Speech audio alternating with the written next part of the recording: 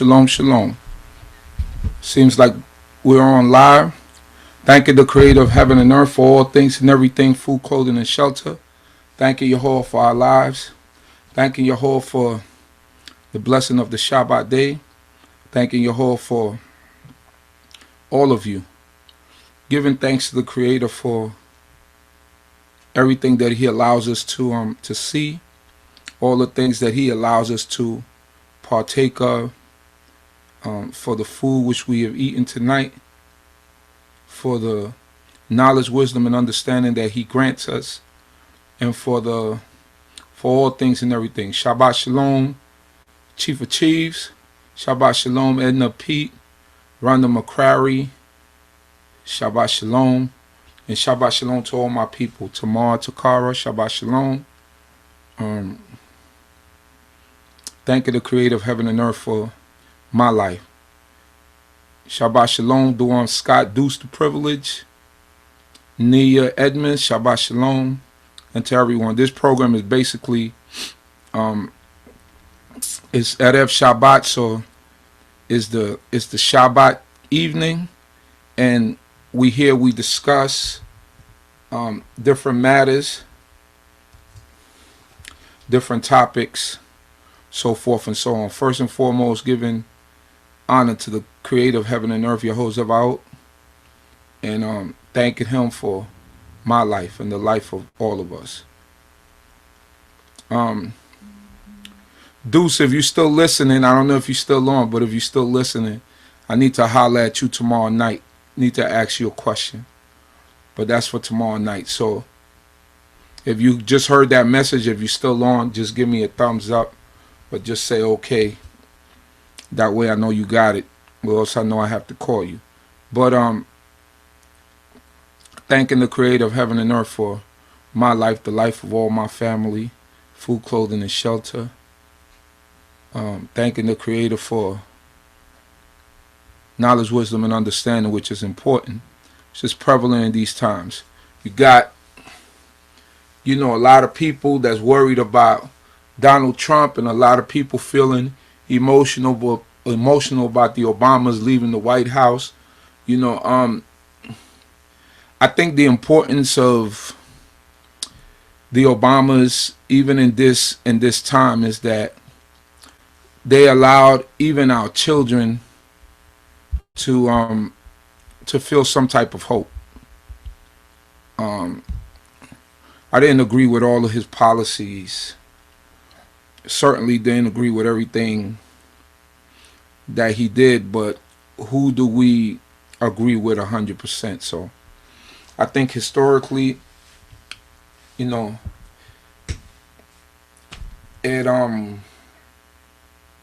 is major. I think that as a people,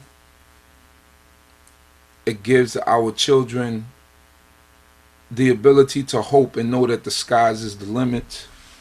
And for me, his legacy will always be that they was upstanding. They, as a family, wasn't any major embarrassment, and that's just what it was. So everybody worried about Donald Trump, but like I always tell people, it's got to get worse before it gets better. So if we understand the prophecies of the Creator, when we talk about Jeremiah chapter 31, where the Most High God said that no longer will we have to teach each other the law, but he'll put the law in our inward parts, meaning that no longer do we have to learn, that he said he'll make a new covenant with us,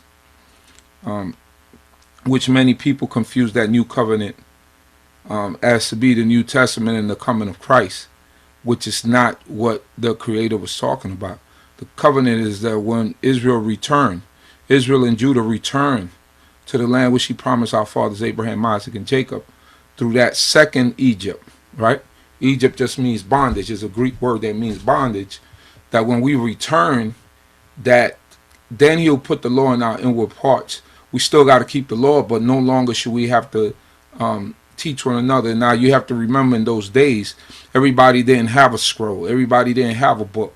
So the priests or the Levites basically worked as the tool that would disseminate the word of God to everyone. But today, we all got books, we all have Google, we all have phones, all these devices where it's easy for us to understand Torah and have people like me and other people who could break down something that you might not be able to understand.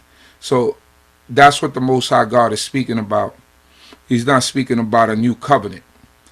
And that new covenant being the sacrifice of Christ on earth, dying for the sins of the world. So not trying to offend anyone, is just the understanding of Torah and knowing what is it that we're reading. So getting back to my point, it has to get Shabbat Shalom, Yehoshua, Yehuda. So getting back to my point, it has to get worse before it gets better. And in the midst of any revolution, you always have chaos, and you have a little bit of an uproar and things like that. So just like President Obama was put in there by the Creator, something that Chief of Chiefs always says, you are where you're supposed to be at. And I hope he's still listening. If he's still listening, just give me a thumbs up. But Chief of Chiefs would always say, you are where you're supposed to be at. That man is where he's supposed to be at. So I'm not worried about it. And I just give glory to the Creator. I believe in God. I trust in God. Many people out there don't, but I believe in the Creator of heaven and earth. Shabbat Shalom, Ima Avared Yisrael, Ima Kaskuya by Yisrael, Marsha Yisrael. Good to see you, sister. Deborah B, Letitia Stewart, Yonah Ben Yisrael, Hannah Lewy, Hebrew sister.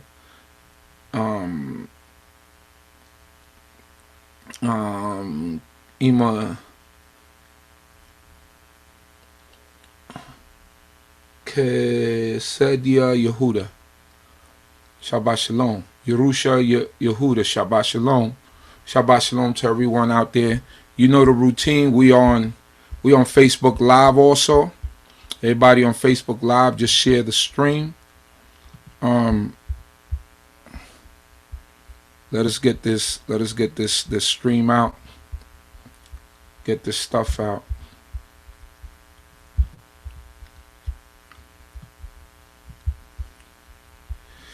Now, someone asked a question: is Obama a Hamite? He could well be a Hamite, or he could be Israel. I mean, we got scattered all through Africa as God's people. We got scattered to the four corners of the earth. So he could be a Hamite, but for any intent and purposes, any of us could be Hamites. People don't like hearing that, but what if tomorrow you find out that you're not of the seed of Israel? I mean, the seed runs through the father's lineage. And this is what one of our teachers used to tell us.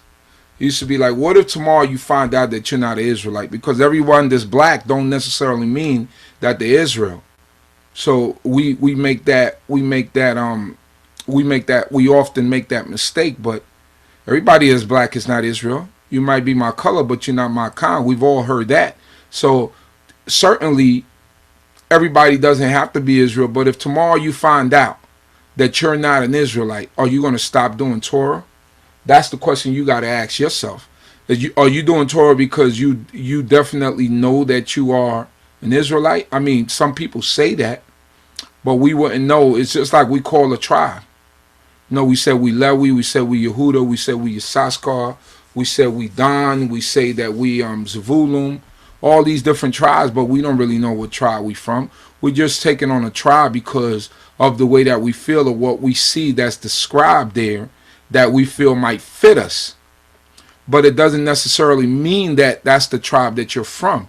It's a feeling that we're going on. Israel, we understand. Celeste, Nasia, Reed, Shabbat Shalom. Malka, Shabbat Shalom. But what we understand from Torah is that the prophecy in Deuteronomy 28, what would happen to the children of Israel. So that's what we go by, because we could trace back what happened to our forefathers. But you also have to remember, in the South and in many other people, and in the many other places, and in many other places, this is the master raped a lot of the slave women, and they ended up bearing seed for them. So now, according to Torah, the seed is not the seed of Israel, but that seed was not accepted either in the white world. So that seed mingled in with more black people, and more black people, to the point where you wouldn't know what some of us saw. So that's why I'm saying that if you find out that you're not Israel, does that stop you from doing Torah? So President Obama he could be an Israelite, or he could be one of the his forefathers might be one of the ones that was scattered all through Africa. But nonetheless, any one of us could also fall in the category of not being Israel, and we don't know it. Is that going to stop us or prevent us from doing Torah? I don't think so. So I don't get caught up on the African thing. I think that sometimes is an ignorant statement when it says that we're not Africans and the hell with them damn Africans, when the landmass of Israel is located on Northeast Africa, and is also part of the tectonic plate, the African plate. So and it sits on the African tectonic plate. So those are things that that's geography. So we speaking geographically speaking, Israel is in Africa. So technically, geographically speaking, we are Africans, if we want to get technical with it. Now, we're not Hamites, we're not Canaanites. That's the difference. But technically, geographically speaking, we are Africans, if we talking about the continent. So a lot of that anti-Africa talk is you're speaking against yourself. And then some of our forefathers married Canaanite women and women from Canaan. So our seed is mixed in with the Canaanite seed, or with the Hamitic seed, because you have Joseph married an Egyptian woman, and he had Manasseh and Ephraim. So Manasseh and Ephraim are half Egyptians, which are Hamitic people, which was from Mizraim, one of the sons of Ham, which is called Mizraim. So those are things that we got to keep in mind. So don't mean to boggle you down with all of that. Shabbat Shalom, Shabbat Shalom, Morey Itamar Yehuda. Good to see you in the room. Shabbat Shalom to you. Let me see here. Shea Yaakov, Shabbat Shalom.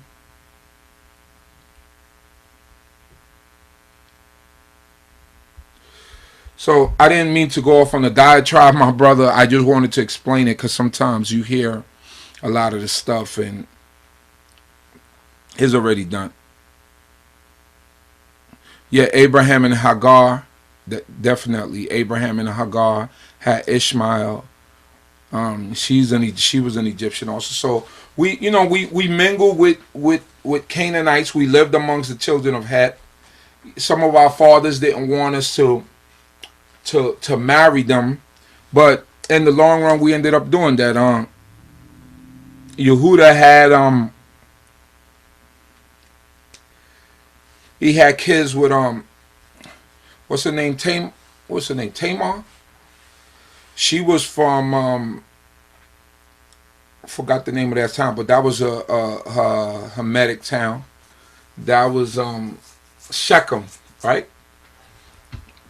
The Tamar who she got for her son and for his sons, and they died, and then they she put on the garments of a harlot, and She ended up sleeping with her father-in-law and having 2 children with him. So, you know, through history, we mingle with Hamitic people, Canaanites, and so forth and so on. Although the Most High God told us not to marry them or intermarry with them. So, how's everybody feeling tonight? Hope that everyone is feeling well. Let me just share the link. Sharing the link is important. Let me see here. Let me first. That's why I need an assistant. I need an assistant badly. Because I gotta I lose focus because I gotta share the link.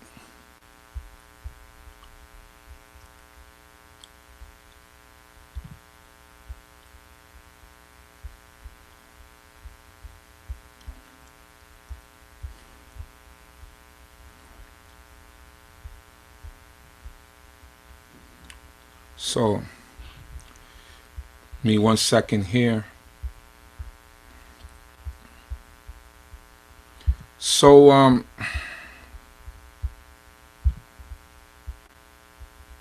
got people hit me up left and right as I'm doing the show. So, just give me a second here as I try to get these. Alright, share on a page you manage. Boom, there you go. Now I gotta share it in every group that I'm a part on.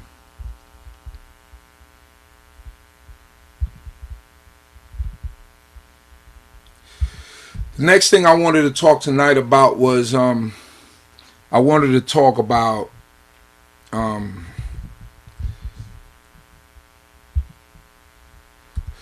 the dietary law. And the reason why I wanted to talk about the dietary law is because I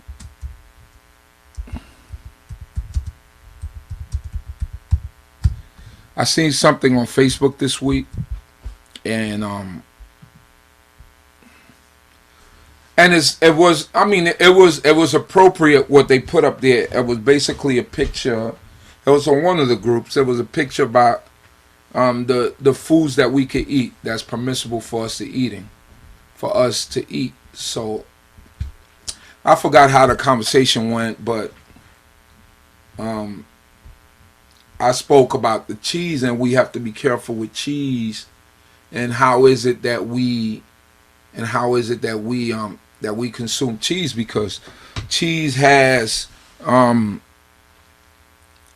this thing called rennet, which is the enzymes of animals, and what happens is that they use that to coagulate the milk to make into basically make into cheese. So Shabbat Shalom, Ima, Lucy, Bryce, Alicia Dye. Shabbat Shalom, Ima Musara. So yeah, so getting back to the point. And when we look at the dietary law, a lot of people look at the dietary law just being basic. Getting back to rennet, rennet comes from animals, and we have to be careful what animal it comes from, because it doesn't mean because you're making milk that they're going to get the rennet from the cow. That's not how big manufacturing works. Big manufacturing is you buy ingredients from different places and you bring it in, and then you create what you want to create. Very seldom do you have companies. I know one company in particular. I know Purdue. The last time I did research on them, they and I knew somebody who worked at Purdue, but this was a while back. Said that they they grew their own corn, fed their own chickens, and they put the chicken through their own manufacturing. So they knew every step of how those chickens were fed. That's why in the advertisement they always They brag about that they know about their chickens and they know what they're feeding their chickens. So, but for most part, when we're talking about big manufacturers, they buying different ingredients from different companies and they bring it in and they create what is it that they want to create. So when we're talking about something like cheese, we just can't assume that the rennet or the enzymes in cheese come from that type of from that same animal, which is the cow, unless it specifies that is vegetable enzymes, I believe. Then we have to be careful and we have to do our research. It's much more easier today. So getting back to the dietary law, because that's just a bad habit that I have. I got like so much in my mind that I just go into deep explanations about everything. And sometimes you just need a simple explanation. Let me see here. We're going to share in a group. Give me 1 second here as I'm trying to share it in all the groups. So, dietary law. Let's go quickly. Before we go there, I want to do one thing with everyone. I want to just go over. Before we go to Leviticus 11, I just want to go quickly. I want to share my screen.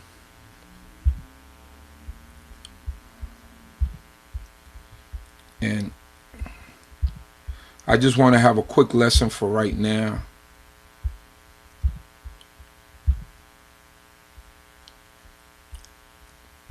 So, this is for new people. This is not really for the people that already know.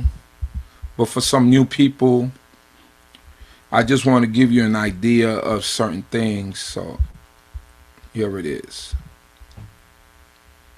Share this.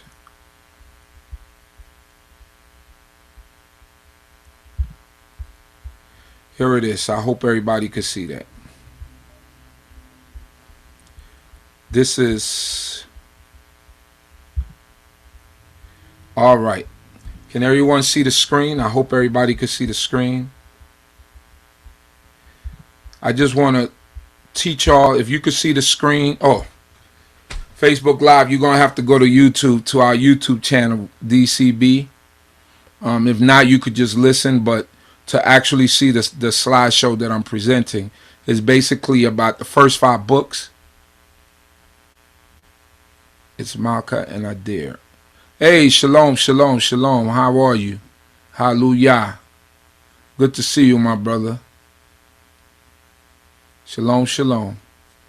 So now, what we have here is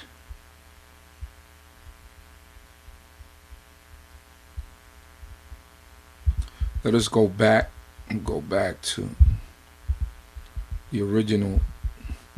All right, so this is for all the new people who might not understand. You know, when we look at the Bible, or what most of us grew up knowing as the Bible, if you were born into this way of life, then the first thing you might have had in your house was a Tanahk, was a Hebrew book, so you knew to recognize the names of the first 5 books.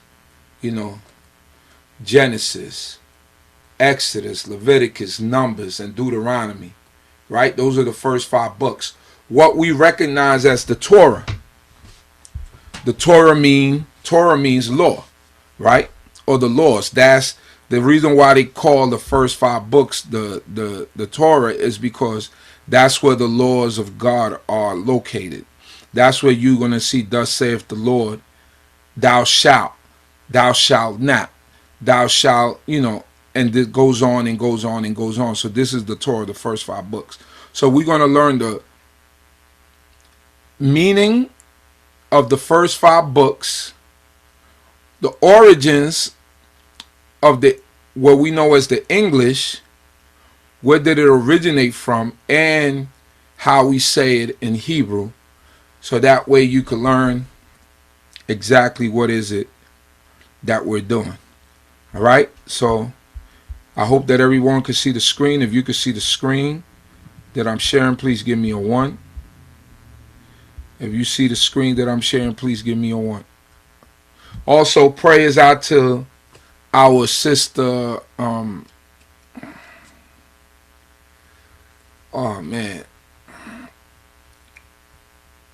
Beulah in Chicago. Prayers out to Selena,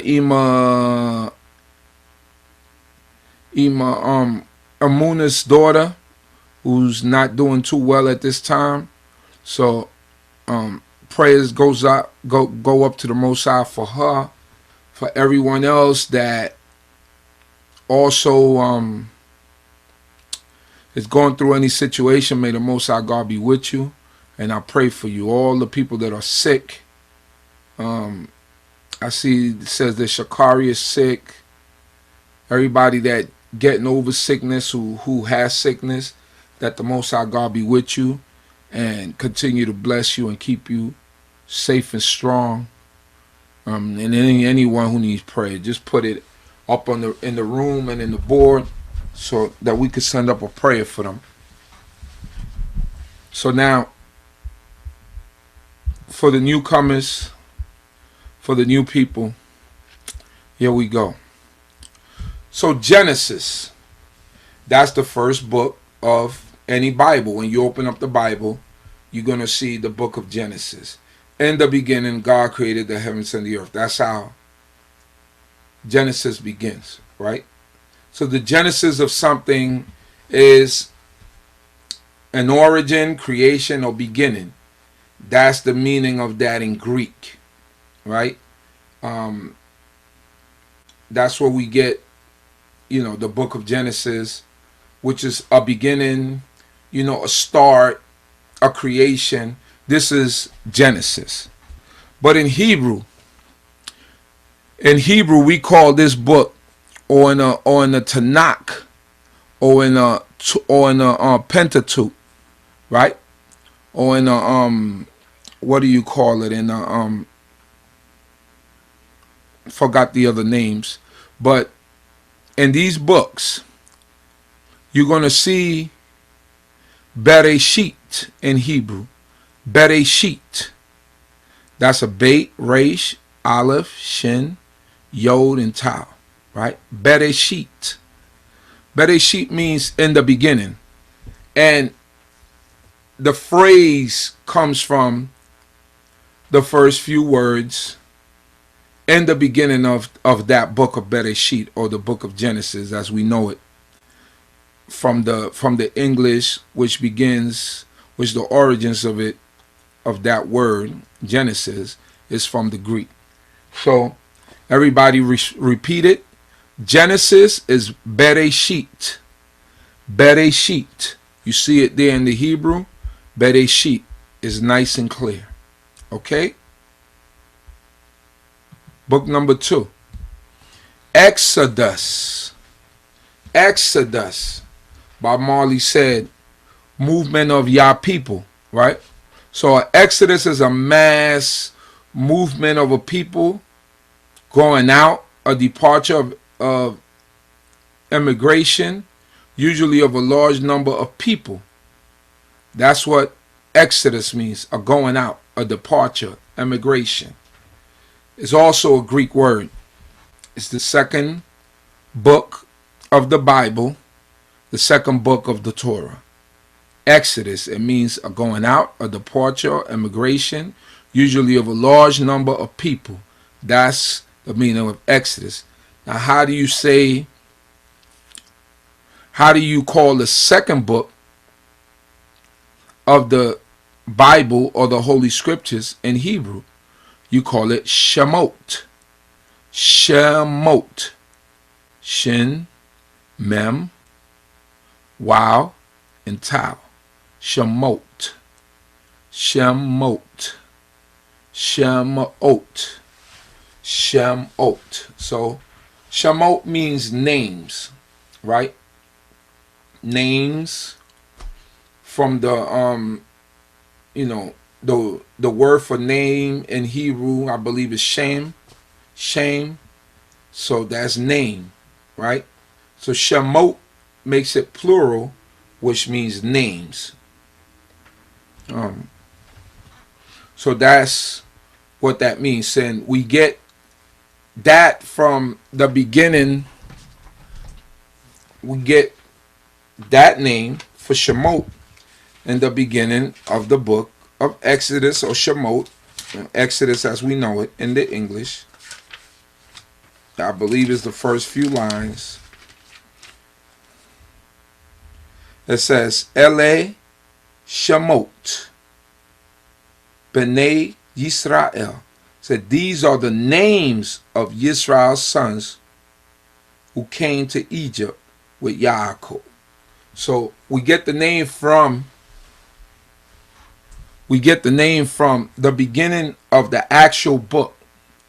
So as you can see, Exodus and Shemot have two distinct and different meanings. Have two distinct and different meanings. So Exodus and Shemot don't have the same meaning.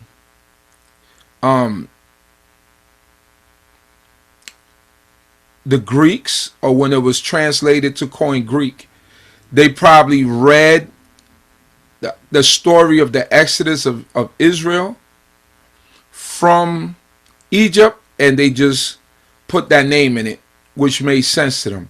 But the actual name in Hebrew of the book is Shemot, which means names.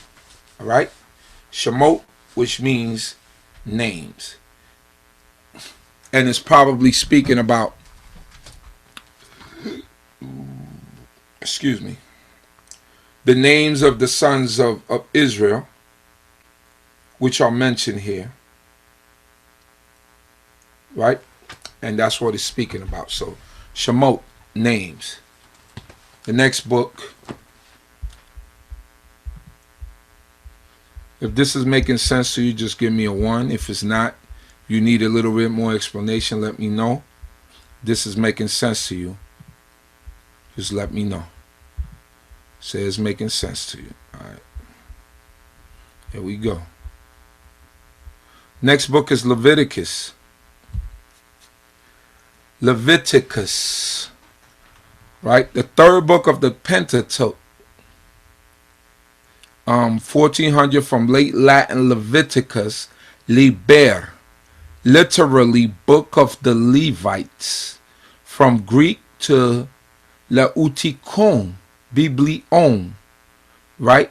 So that's Leutikon in Greek is Levites. Biblion is like, I could hear the root in it in Spanish, because all those languages are almost the same. The Latin, and that's what Spanish originates from. Biblion, I will look at that as being Biblia, or Biblios is books, right? So that's Biblion. Leutikon, which means the book of the Levites, literally book of Levites. From Leutes, from Hebrew Lewi, right? Levites, from Hebrew Lewi. A lot of us, we say Levi with a V sound, but when you read it in the Hebrew, it doesn't have a vate sound. It has a wow. When you read the son, one of the son of Yaakov, right? We got Reuben, Simeon, and Levi, the third born son. We read, hey, Kaniel, Ben Cohen, Mikael, Shabbat Shalom, Maki. Is your Abba anywhere around? I would like to get up on this show one of these nights. If he could call in, I'd like you to make that happen. So, Wayikra, or Leviticus, Wayikra in the Hebrew, Leviticus, means and he called. And he called. And who is the he? That's the Most High. And we get that Also from the beginning, a line from the beginning of the book in Hebrew. Wayikra El Moshe. He called to Moses, and Yahweh spoke to him from the tent. So who was the he? It was Yahweh calling to Moses. So Wayikra, and he called, referring to the Most High calling out to Moses.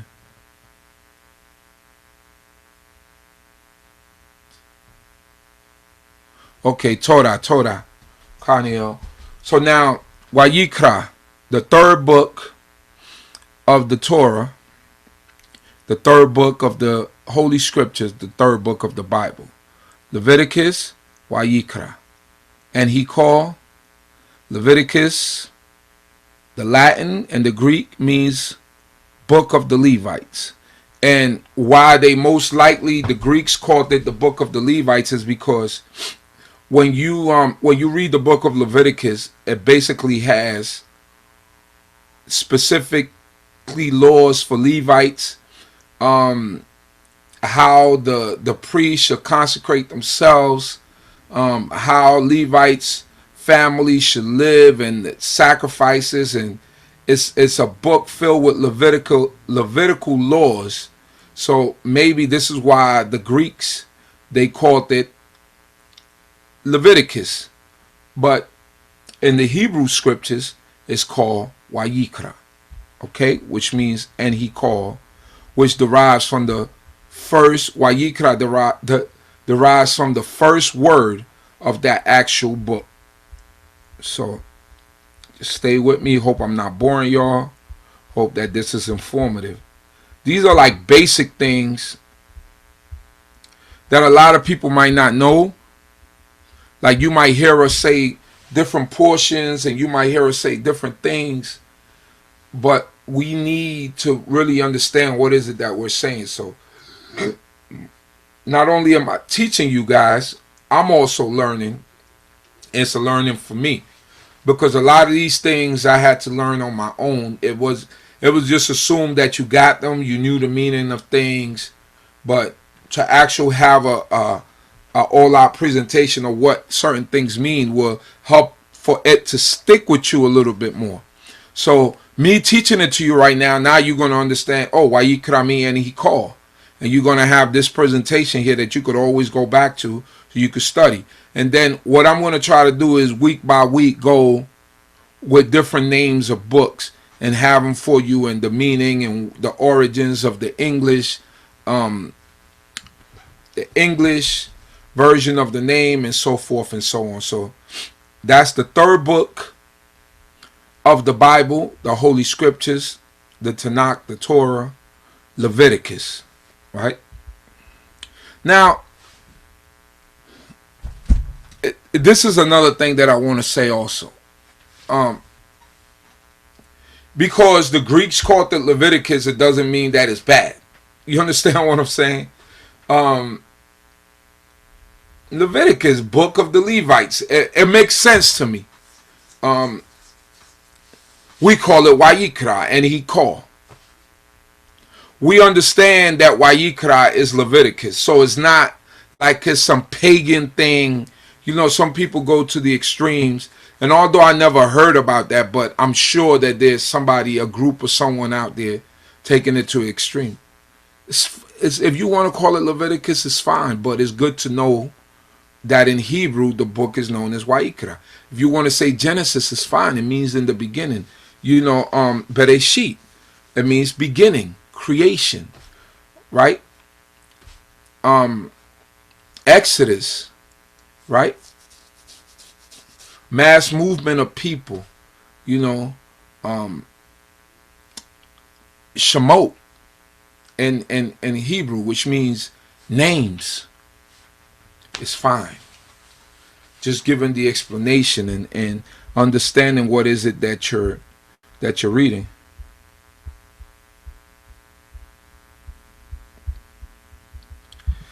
Now we go to the next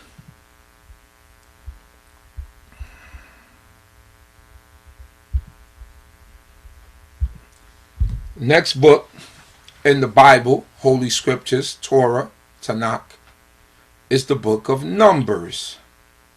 Now, Numbers, I mean, it entails what it is. We know what numbers mean. Count, account, so forth and so on. The name of the book comes from the 2 censuses taken of the Israelites, right? So, the 2 censuses taken here, I believe one is from all males from 20 years up and upward that could go out to war. It's not really, I'm not good with remembering things, but I believe that that's one of them. I forget what's the other one. But that's where it derives from, the book of Numbers. But in Hebrew, the book is Bamidbar. That also is a beginning word or part of the beginning phrase of the book where it was derived from in the Hebrew. All right, so let me go to that real quick. Bamidbar, for everybody that might not know.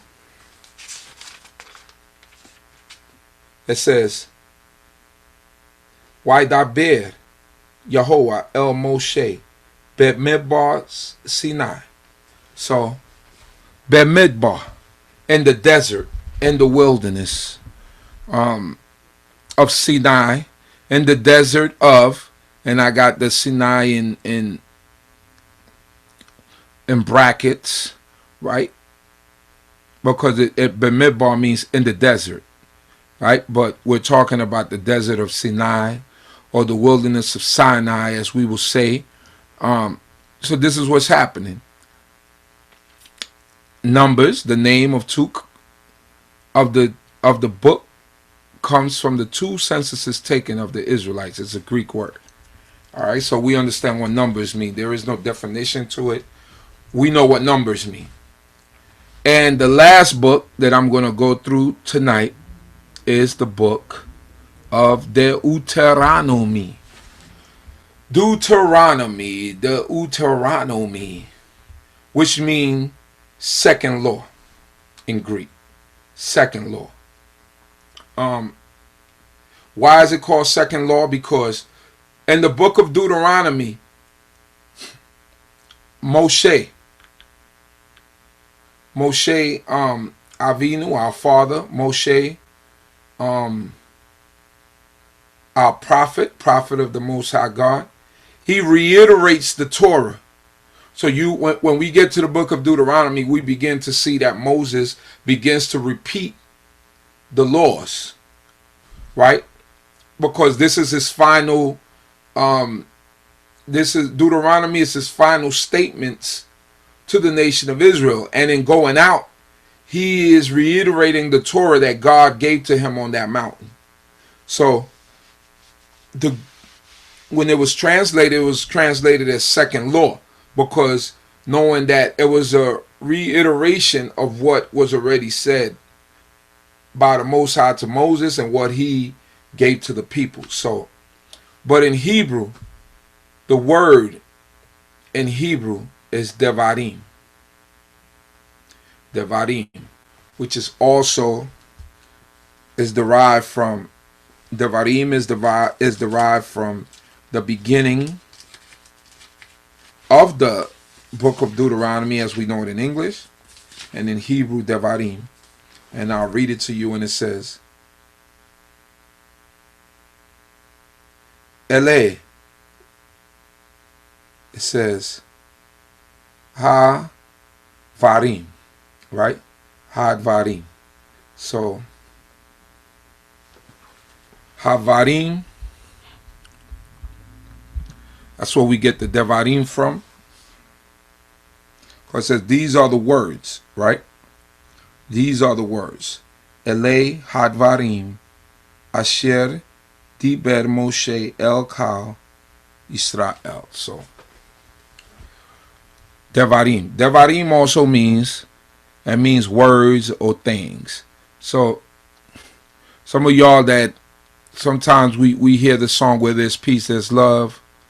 All things come from Yehovah. All things come from Yehovah. So here in this book, Devarim means words, right? Because from what we read or from what we read here, these are the words that Moshe spoke to all of Israel. So in this instance, you got to know when it means words and when it means things. But now when we sing the song, where there's peace, there's love. You also hear that word in it. That's for all of you that have heard that song. Where there's peace, there's love. So we get to the part B'makom Shalom Esahava. Then we get to Kol Devarim Mi Yahovah. Kol Devarim Mi Yahovah. So in that instance, when we sing in the song, Devarim means things in that instance, right? Kol Devarim, all things come from Yahovah. Just repeating what was said in English. So all things come from Yahovah. Kol Devarim. So a little bit of the Hebrew that I know, a little bit. So hopefully that helped you out. That was insightful. You learned something. It's not a lot. Torah is not really difficult, but we learn in steps and stages. But if you're taught right, then you'll be solid throughout the way. And that's the problem. A lot of us were not taught right. So these are like basic fundamental things that you might take for granted, but that we should probably really know. It's like understanding everything that you're about. And even the little simple small things will help you out in the future because you get better understanding. So I hope that you were able to get something out of that. And let me stop sharing my screen.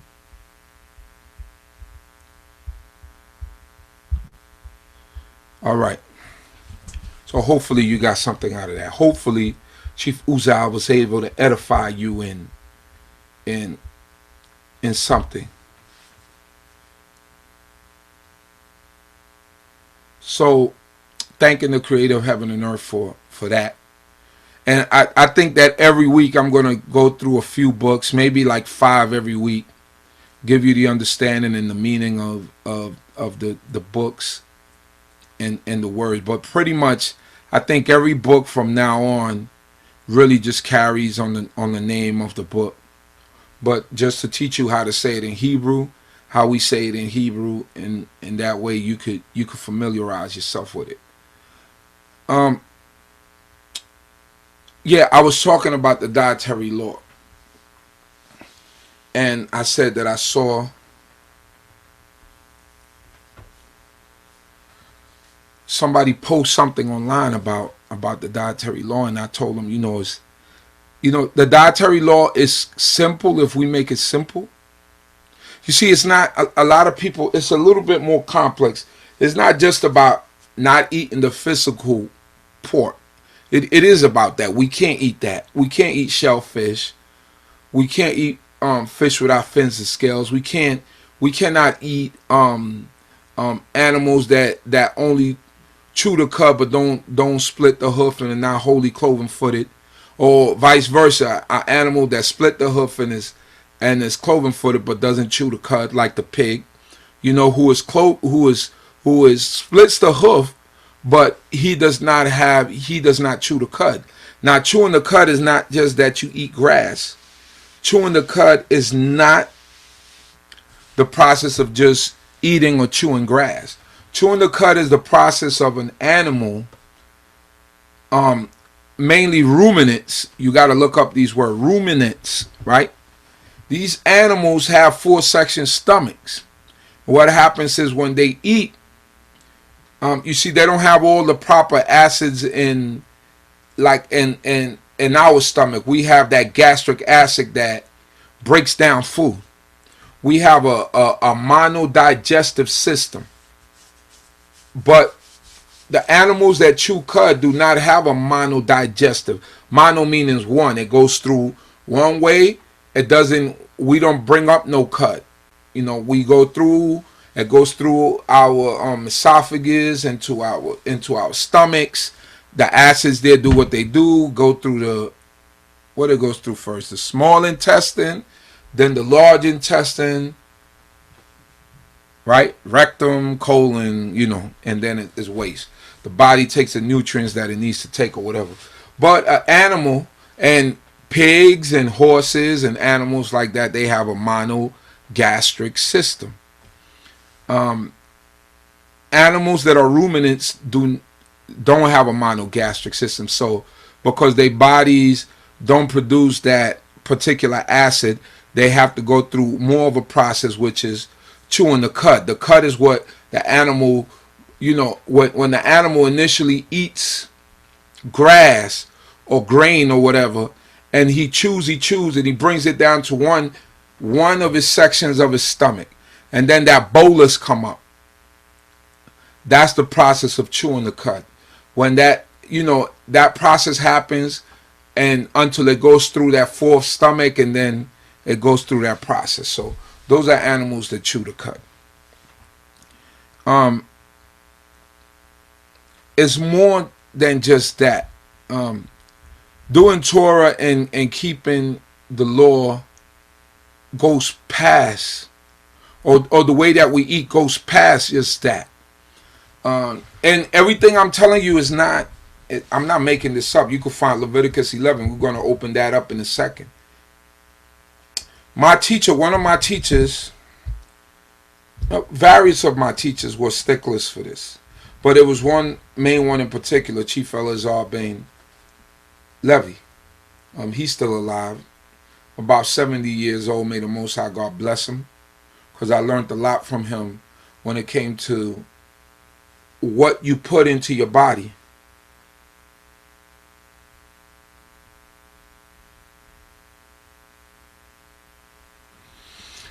So what he taught us was, and that's why I think I mentioned this before, all this Dr. Sebi stuff, alkaline your body and all that. Chief Elazar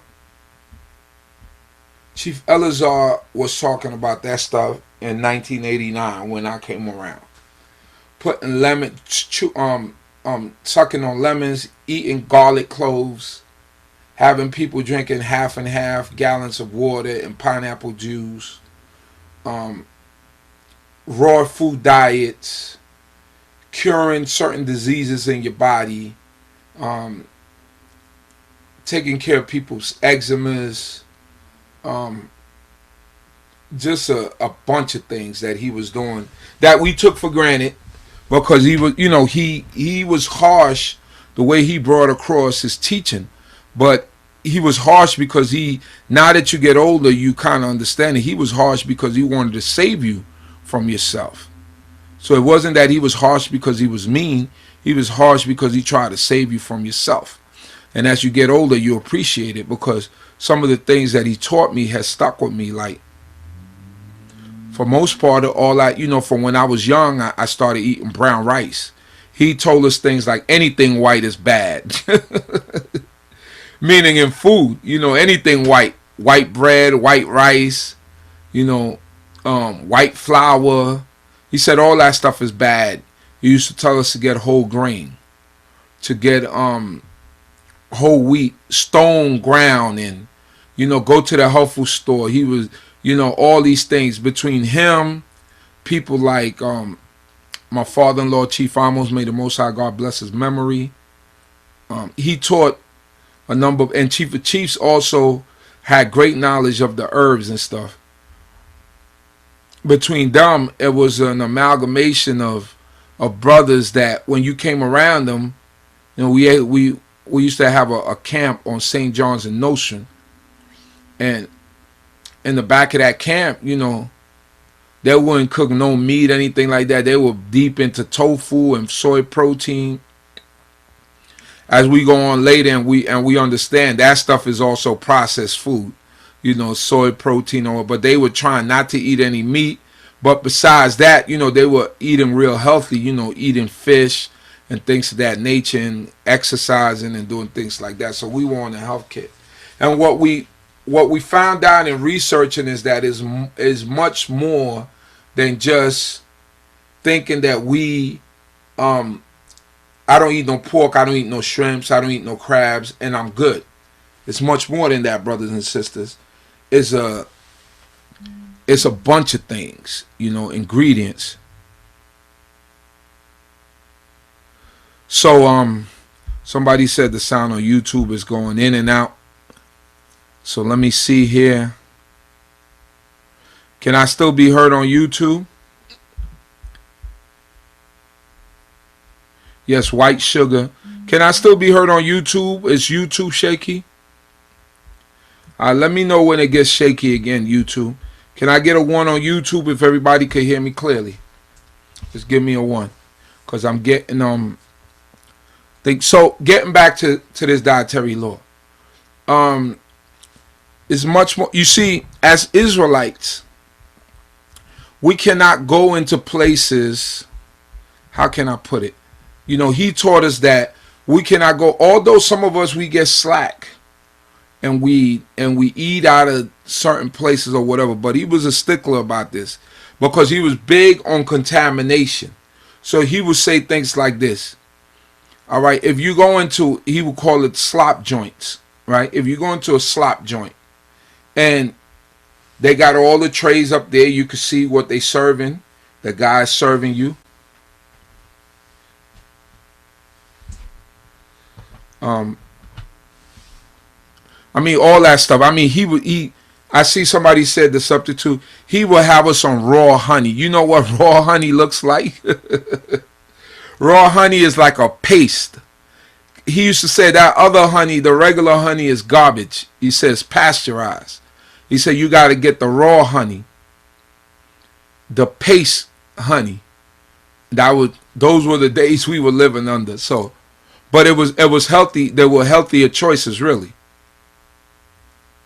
So now, he was big on contamination. So his thing was, you go to a restaurant, he call it a slop joint. You go to Spanish restaurants, don't even think about it. All they cook is pork. He said that's instant contamination. But let's say you go to a quote-unquote Jamaican restaurant, quote-unquote halal restaurant or whatever. So now he would say, all right, they might have chicken and beef and clean stuff for you to eat, but they got kingfish right there. Now we don't eat kingfish because we couldn't prove that it had scales, and a lot of the Muslim brothers and sisters ate kingfish.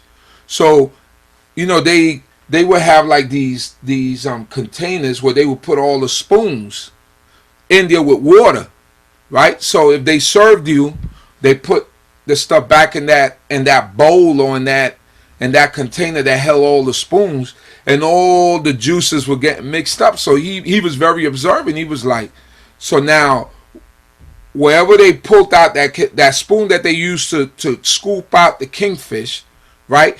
That kingfish juice is going back in that container, and when you pull that spoon back out, he's just grabbing a spoon, right? And then now he's pouring you your rice, he's pouring you your chicken, he's doing all that. He said contaminated.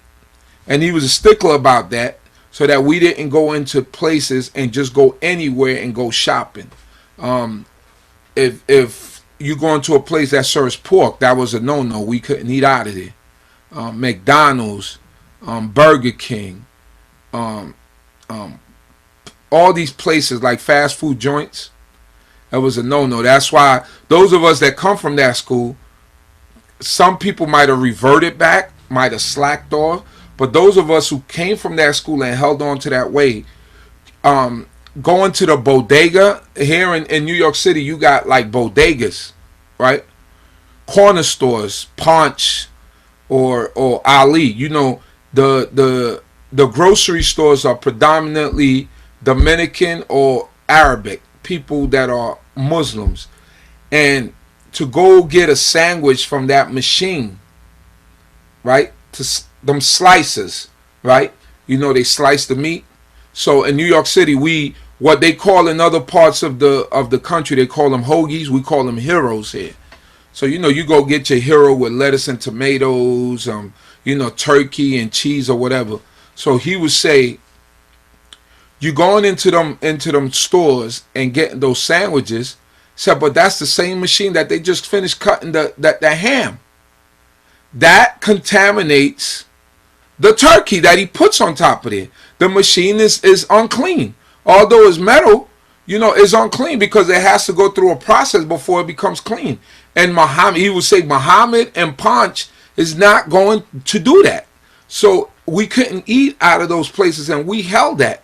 We had to find places that were clean for us to go eat.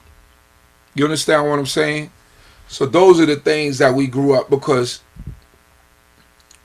you know, the pork meat contaminates. It makes your stuff, it will make your stuff not feasible for you to eat. So we didn't eat out of any and every place. That's why today I'm a stickler for that. I speak about it.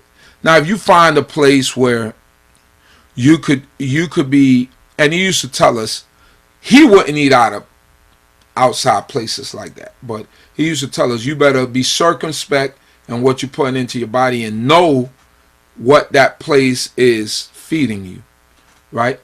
So those are the kind of things that we came up with.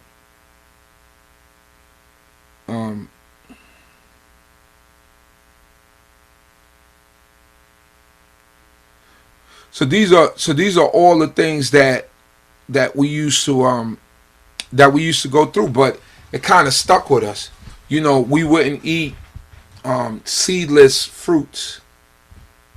We would have to eat fruits that had seeds in it, because the book says that when the Most High created the tree, he created it with, he created fruits bearing seeds with the seed in it. So that was the creation of God, so it was safe for us to eat it. You understand what I'm saying? So those are the type of things that we learn. Cheese is something that's very funny. We got to be careful with what kind of cheese we're eating. I know if you, any one of you could look it up, as I could remember, Borden's cheese, American slices, it has gelatin in it. Now, gelatin is something that they use to coagulate the milk to make cheese. They also use gelatin to make Jello. You know, the Bill Cosby Jello, stuff like that, right? So when we were younger, we couldn't eat Jello because it had gelatin. And prior to coming into law, I used to love Jello. I used to eat it with ice cream. But then, you know, coming into knowledge of myself, Jello was out because Jello had gelatin in it. So those are all the little nuances, little things that we learn.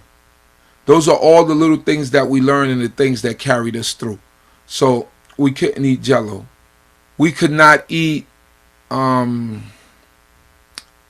remember the Jiffy muffin? The corn muffin?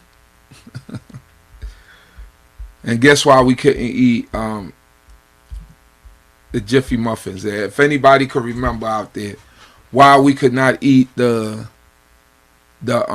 Jiffy muffins? Anybody? What ingredient did Jiffy muffins have? Now, I don't know what Jiffy muffin had. Lord, that's right. We could not eat Jiffy muffin because of the lard. Yes, sir. We could not eat Nabisco, the Ritz crackers, because the Ritz crackers also have what? What the Ritz crackers have? We couldn't eat any of those things. We wouldn't eat any of those things. Ritz, Oreos. They used to put lard in those products. So now, you know, they changed a lot of it. They don't put lard in it anymore. They put vegetable shortening. But those of us who are old school and remember that,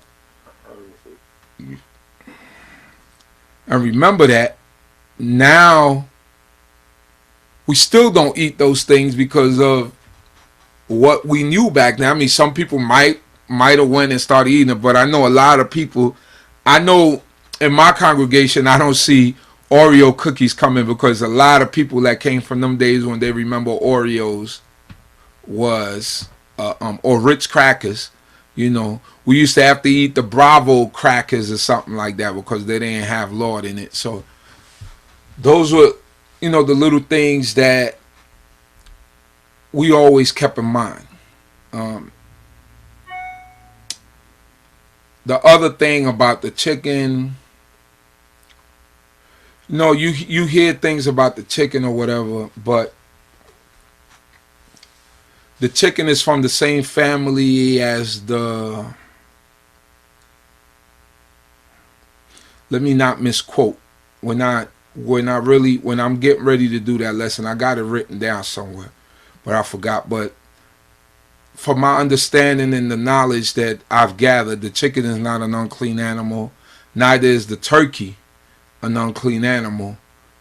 What happened is that they used to call the turkey, they call it the turkey buzzard, because when you look at a wild turkey almost looks like a buzzard, like a buzzard. So but the turkey is not a buzzard. Two different animals, two different families. It was something that was put on the wild turkey because he looks like a buzzard, but he's not. He's not a buzzard. He doesn't eat carrion. He doesn't eat dead animals or dead things. The wild turkey doesn't eat that. So those are things that we have to keep in mind. In fact, the turkey and the, don't quote me on this, but I believe it's the chicken are from the same family, and they're family to something else. So, but when I'm getting ready to do that lesson, I'll bring that out.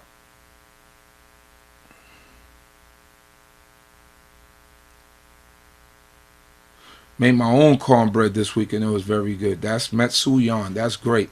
So, you know, when we're talking about that, we have to be careful. Where I haven't eaten intimate cakes in years, and I know a lot of Israelites eat it, but I came up with this method of try to keep it as simple as I can.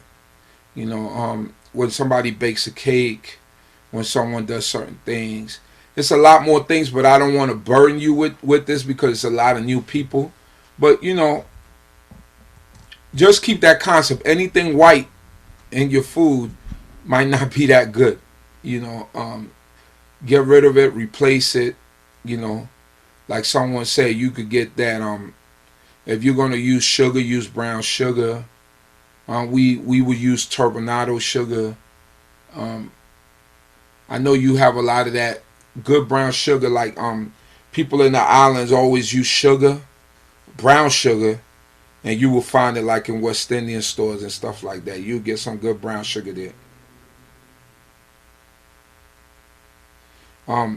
Old school Israelites used to cook at home. Got to get into the habit of cooking at home. See, here in New York City, there's so many places that people go to, you could go to. But when you out of state, there are so many places that you cannot go to. And you can't let your thoughts and your stomach allow you to eat something unclean. And those are the things that we have to keep in mind. You don't know what's going on in the back of that kitchen. And what happens is that you put your trust in someone else. So you don't know if they're using the same knife to cut the chicken that they use to cut the pork. So you go into a restaurant, you might order chicken, but it might have been some contamination in the back of that restaurant. And that's just how deep we took it. You know, that's just how deep we took it.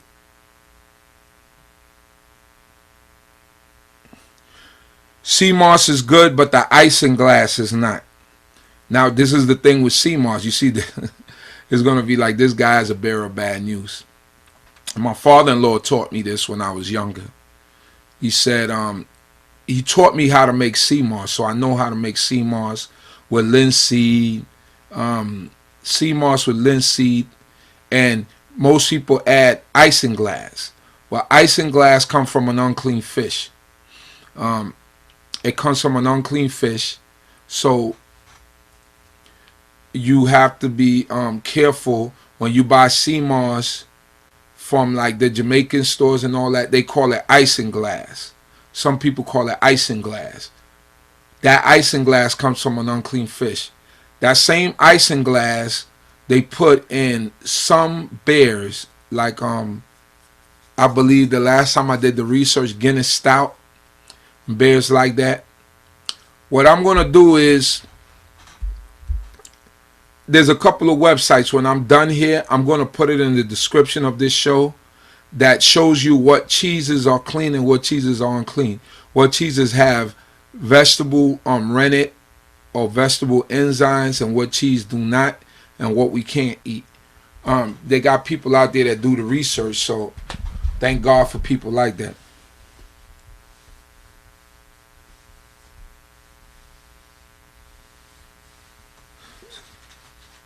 So those are things we have to keep in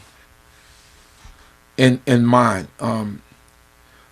About food, you know, I like to eat, so and I got this size. I don't got this size for no reason, you know, cause I eat. But what I do, I'm very finicky where I eat, who I eat from. I have to really know you to eat from you. I tell you a funny story. On my route, I got these nurses, and every time I go into the office, they, hey, how you doing? They're always joking around. Nice people. Very, very, very nice people. So every time they're having something in the back, hey, you want something to eat? We got pasta, and I'm like, no, I'm okay, you know. No matter how many times you tell them, you know, I got a special diet, don't worry, blase, blase, blase. But when you're nice to people, people want to do nice things for you, and they want to be nice. And I'm always nice to people. I'm good. Unless you cross me, then you'll see my other side, which is not a nice side. You know, and I could be a real, I don't want to use those words tonight, but I could be that. If I feel that you cross me, or you trying to play me, or whatever. So, but for most part, I'm a nice person. I get along with people. People like me. Even the way I look like, I mean, these are like you know, like women that I look rough going in there. You know, they're not used to seeing somebody like me, just put it like that. But every time they see me, they show me love. They love me, adore me, whatever. Because, like I said, I'm always a pleasant person. So the other day, when was it? On Wednesday. She one of the women in the office, because they always keep telling me about they always give me like pies and stuff like that. But I take it. I don't dump it. What I do is I bring it home to my Ima, and I'll be like, you know, the lady gave me a pie. And they tell me the ingredients, and the ingredients are always good. You know, like apple pie, she's got like cinnamon and, you know, like she shows me the ingredients, but I never was used to eating from people that I don't have that close bond and relationship with, that I know that in your house this is how you cook, because I was always afraid of contamination, you know. So she baked me, you know, the woman, she bakes me a pie. So I take it, you know, hey, you know, everything, thank you. So I bring it to my Ima, I go through the routine. My Ima always says the pie is really good. The pie is really good. You know, and I'm like, yeah, but it's just what I'm accustomed to. And one thing Chief of Chiefs taught me that I never forgot, that he told me. No, he taught this off the beamer. And he was referring to someone had given him money, and he was like, no, I don't need any money. You take your money back. And Chief of Chiefs said, that the person told them, you need to learn how to receive a gift from people, because people sometimes want to do good for you.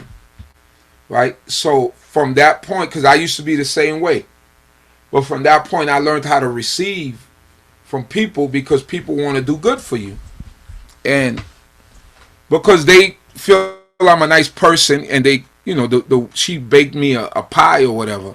People want to do good for you. I just can't take it and throw it in the garbage or do anything like that. It wouldn't be right. So I just receive it, say thank you, and I give it to my Ima. So today I asked her, I said, well, what's the recipe? Again.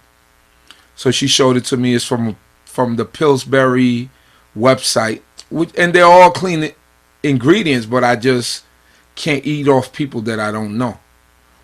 And that's just a custom that I got into to safeguard myself against eating unclean.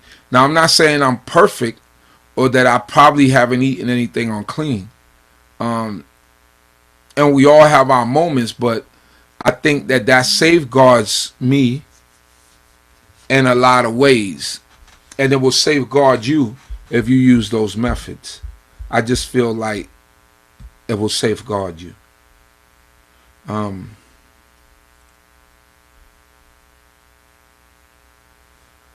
So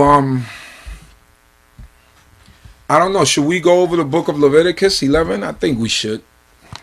I don't want to keep y'all too late tonight. It's almost 9 o'clock already. And y'all be keeping me up late.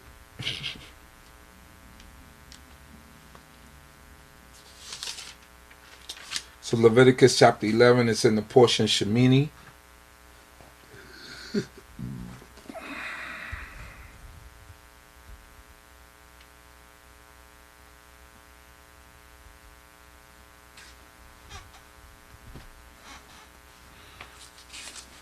Shemini, which I believe means eighth or eighth.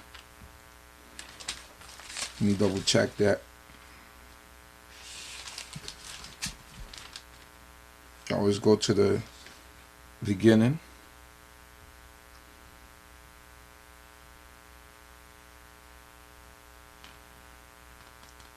Yep, it was on the 8th day, Shemini, like Shemini Atzeret, the 8th day solemn assembly. So, all right, here we go. I need my light now so I could read.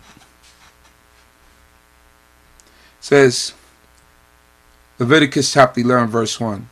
Yahuwah spoke to Moshe and Aharon, saying to them, speak to the children of Israel, saying, this is the animal that you may eat from among all beasts that are on the earth.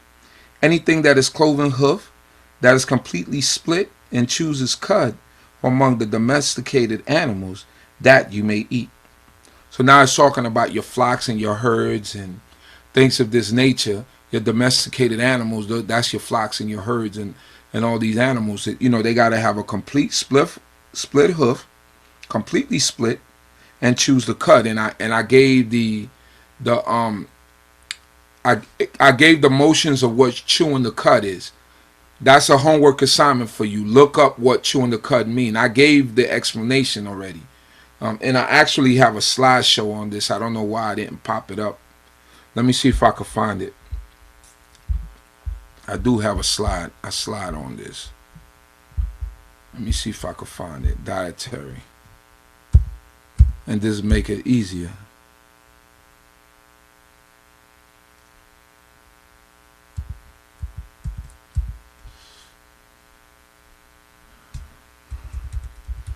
I know I have a slideshow on this.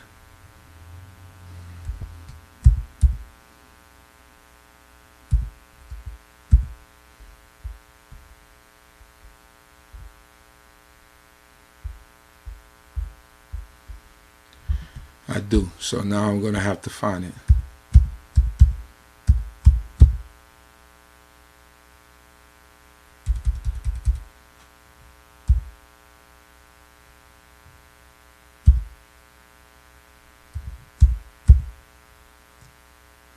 I know where it's at. Give me 1 second here, peoples. Because I don't like to come half-stepping to y'all. So just give me 1 second. Don't forget to share the links. Get this information out to the people. Come over here.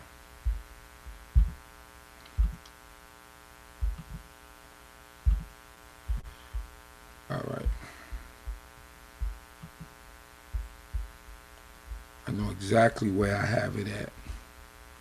Google Drives.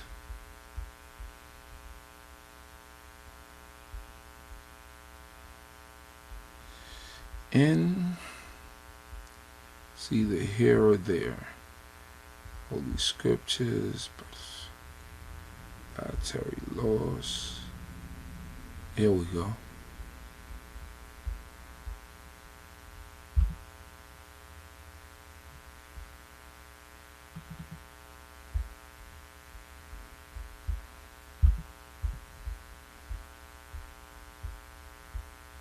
I found it. I just got to find out.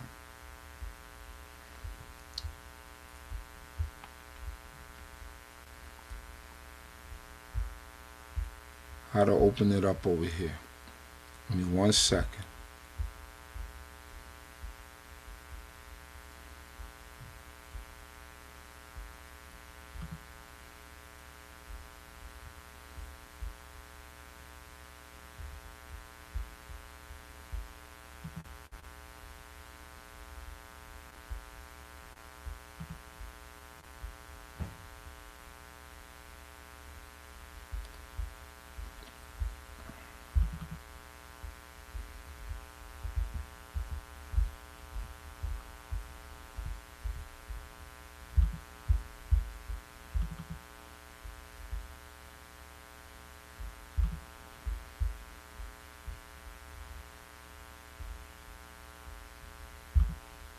Give me 1 second here, brothers and sisters.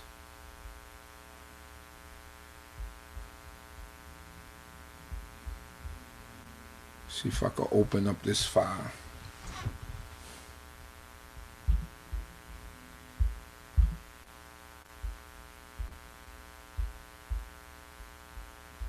Here we go.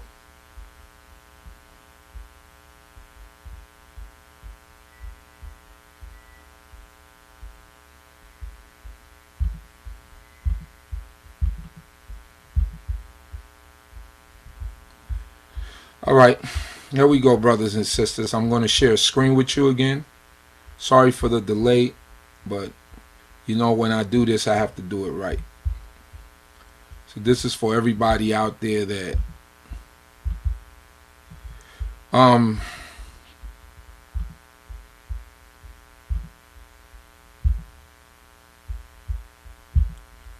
here we go. Present to everyone. Here we go. This is it.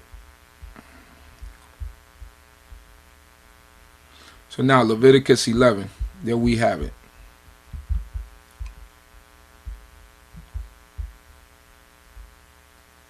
You see all the different animals up there that we could eat and the ones that we cannot eat. So now, so the dietary laws.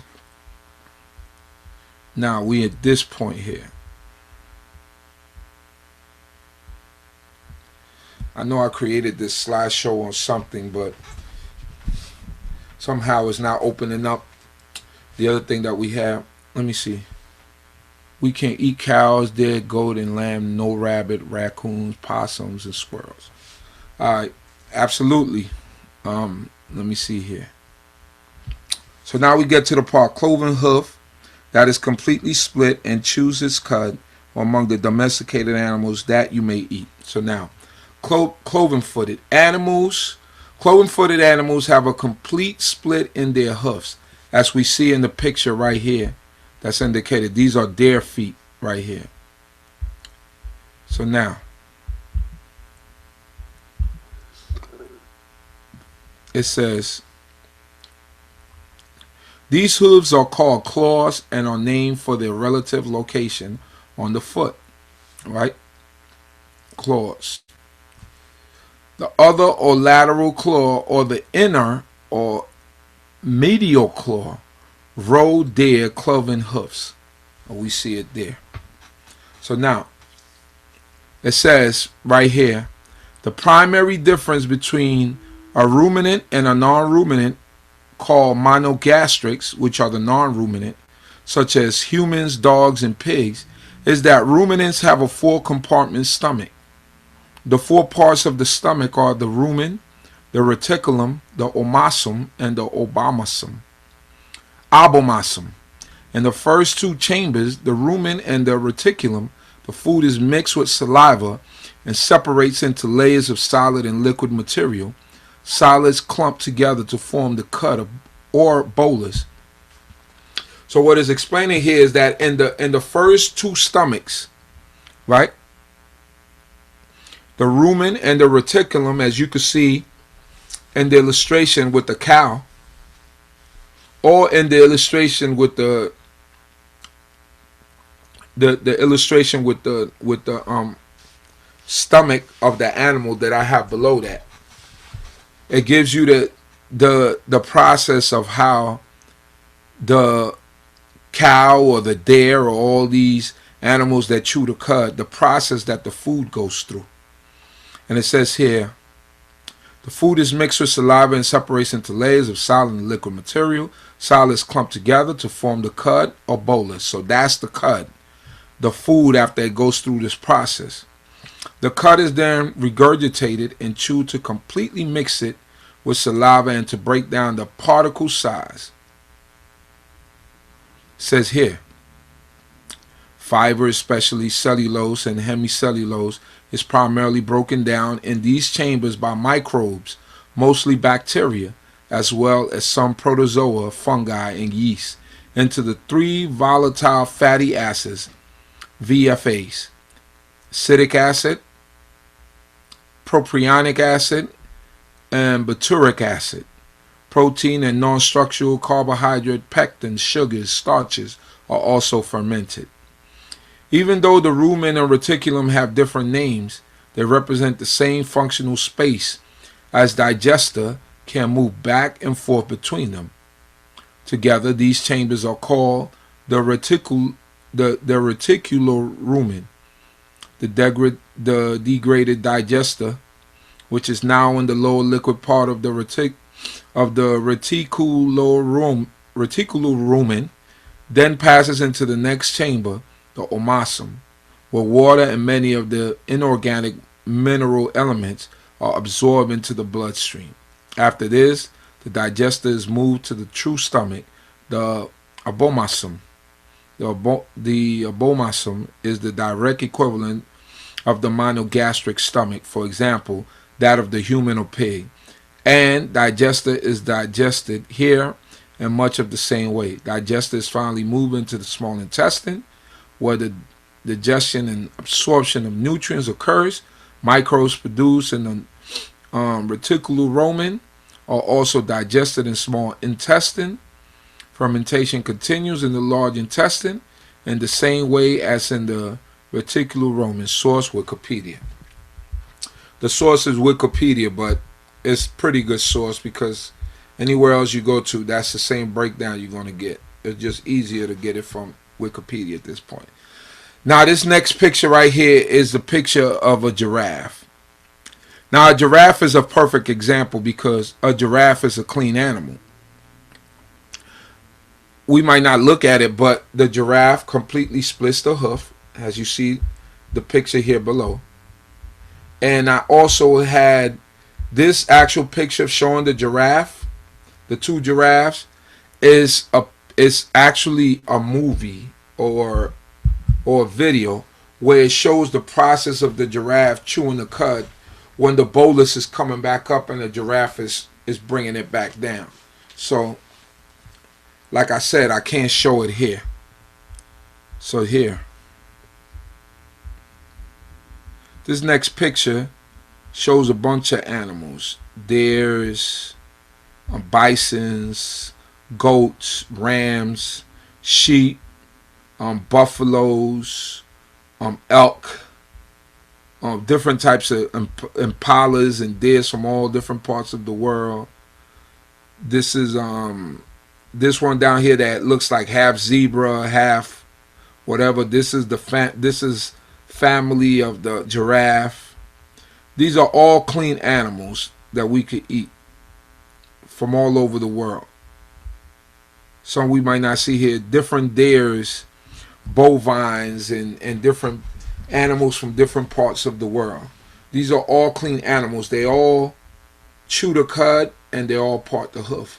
All animals under order Artiodactylia, suborder Ruminantia, chew cud and have split or cloven hoofs.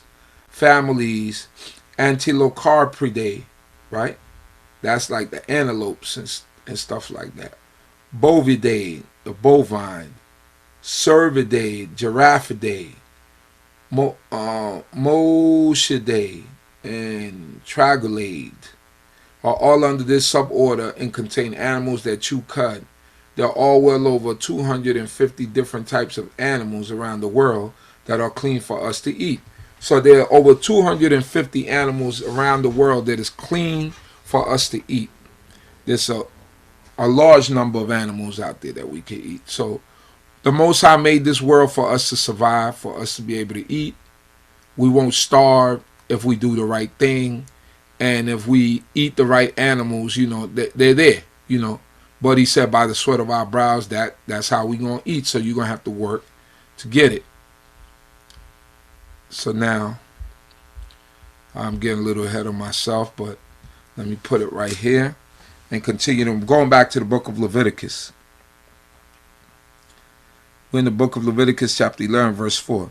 But these you may not eat of those who chew the cud from the cloven hoof, the camel, for it chews the cud, but its hoof is not cloven. It is impure for you. So these are hoofs of a camel. Pictures of a camel's hoofs are, as we see, they are not completely split and is not cloven footed. So the camel, he chews the cud, but he don't split the hoof. He's not completely cloven footed. So what we see is that we cannot consume camels. A lot of places in the East and in Africa, they eat camel hump. They eat camel meat, but we are not permitted to eat camels.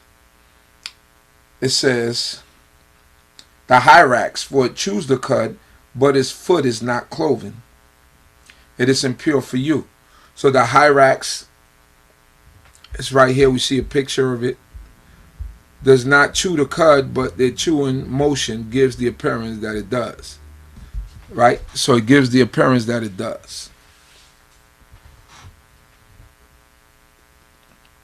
And here we got the hair. And now remember, this was given to a people that really didn't know the difference of chewing the cud. They just thought that chewing the cud was a motion. Right? That we know now that there's a 4-section stomach, and these animals have 4-section stomachs, and the way that they have to break down, their food, it has to go through a process. It's not like that of a horse or a pig's digestive system, which is a monogastric. But right now, it speaks about the hare, which is the family of the rabbit. For it chews the cud, but its foot is not cloven. It is impure for you. So the hare or the rabbit, same family. The hare or rabbit also does not chew the cud, but the chewing motion also gives appearance that it does. So now, these animals' carcasses shall also be held in detestation. So we can't walk around with rabbit's foots. First of all, it's out the way, because people walk around with rabbit's foots for good luck. But we can't use any rabbit fur or anything of that nature, because these animals make us unclean. These are things that we have to be on top of. What we put on, what we dress with, what we try to swag out with. It might be something unclean. Wearing these furs from these different animals is not good for Israelite to do. Because most of these furs come, or I believe all of these furs come from unclean animals. I don't know where all the furs come from, but it seems to me like they come from unclean animals. So these are things that we have to keep in mind. I'll bring it to you simple, so that way you won't get confused and it won't be crazy to you. It says, verse 7, the pig, for his hoof is cloven and completely split, but it does not chew its cud. It is impure for you. Do not eat from their flesh, and do not touch their carcass. They are impure for you. Do not eat their flesh and do not touch their carcass. They are unclean to you. They contaminate. Here goes the pig. The pig has a completely split hoof and is also cloven footed. Yeah, you got it. Completely split hoof. You see it there. Cloven footed. Got the claws, right? Little things in the back. Those of you that grew up on pig feet, you know what I'm talking about. You ate that pig feet. I know I ate pig feet when I was younger, so I'm not going to act like I'm excluded from that. Some people be trying to act like they never ate pig in their life, but I know better.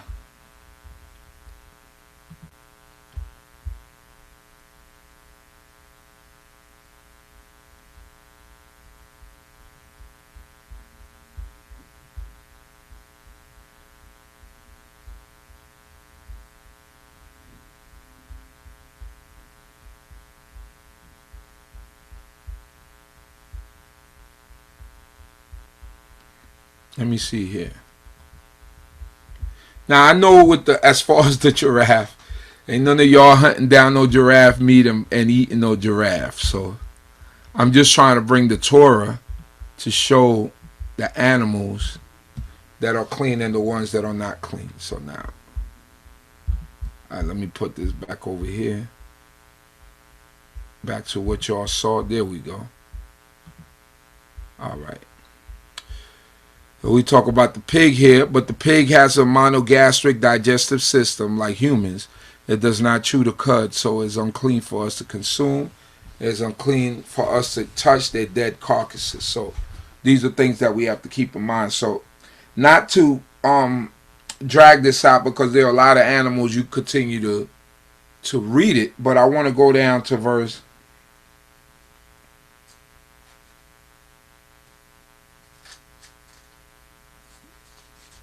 says,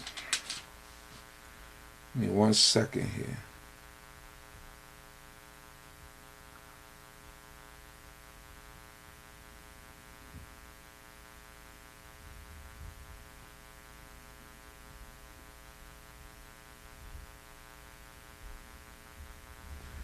We'll go down to verse Leviticus 11.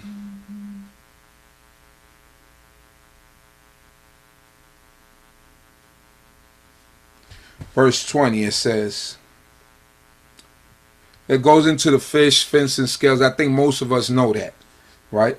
Verse 20 in Leviticus chapter 11 says, any of the winged insects walking on four is an abomination for you.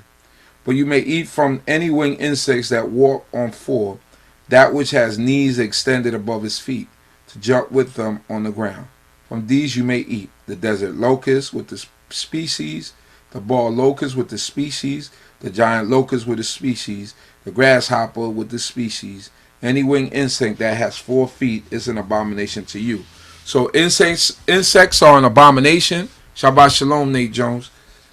Insects are an abomination, but the ones that the locusts and the family of the locusts are clean for us to eat. We can't fathom it over here, but in the East, people eat locusts as a source of protein. So those are things that we just have to keep in mind. Verse 24. Through these you become defiled, and whoever touches their carcass shall be impure until evening. Whoever carries part of their carcass shall launder his clothes and be impure until evening. Any domestic animal whose hoof is cloven but does not have completely split hoofs, or that does not chew his cud, they are impure, and whoever touches them shall be defiled. So whoever touches these animals become defiled, the pig or any of these things. That's why I'm talking about contamination. They make us unclean when we touch them.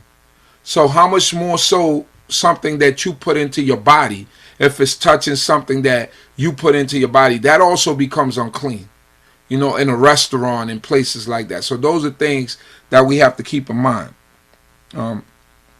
Whatever walks on his paws, of all the animals that walk on 4, they are impure for you. So in China, they eat everything. Cats, rats, dogs, and they can't deny it anymore because we've seen the videos, right?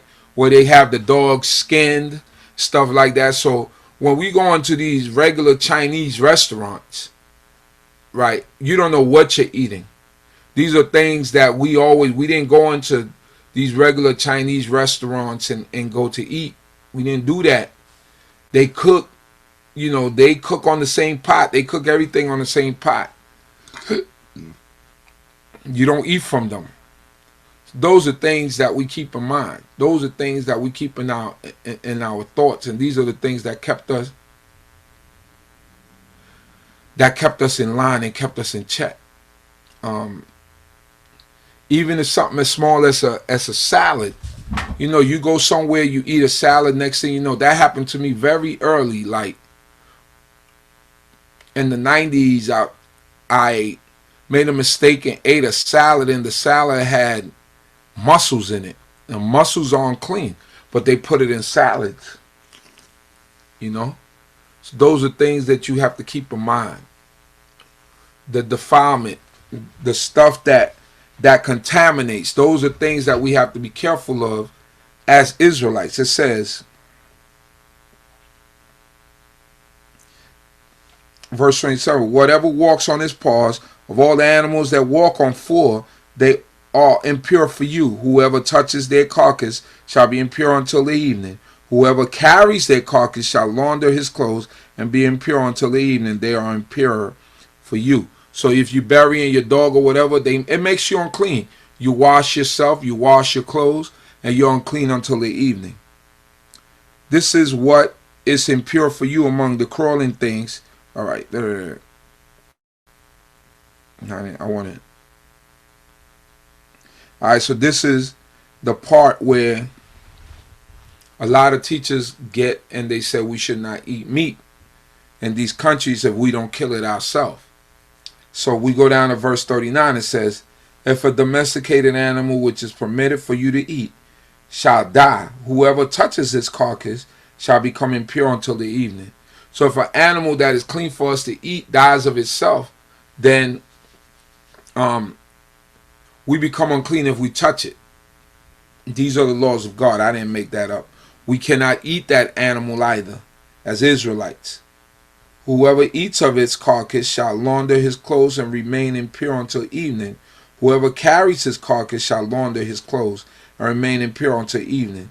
Any crawling creature that creeps on the ground is an abomination and may not be eaten. Worms and things like that. Whatever moves on his belly, whatever moves on four, up to that which has many legs, from any crawling, centipedes and all that stuff, no good for us to eat. Crawling creatures that creeps on the earth, do not eat them, for they are an abomination. Can't eat snakes, crawls on his belly, can't eat any of those things. Do not abominate your souls with any crawling thing that creeps, and do not defile yourself through them and become defiled by them. For I am Yahweh your God. Sanctify yourselves and be holy. Most High wants us to sanctify ourselves and become holy. You know what that means? You can't, and I'm going to close this out right here, this screen. It says sanctify yourself and be holy. We got to be separate from everyone else. So we can't be separate if we eating out of the same joints that everybody else is eating from. We don't even make an effort. We're not cooking at home. We're not doing the things that we're supposed to do as a righteous people, as a people that serves God, as a people that say that we try to serve God to the best of our ability. Those are things that we have to begin to do. Got to begin to cook at home. Got to teach them sons and them daughters how to cook, how to prepare things, because that will safeguard us against going against the laws of God or forsaking the laws of God. So those are things that we keep in mind. It says here,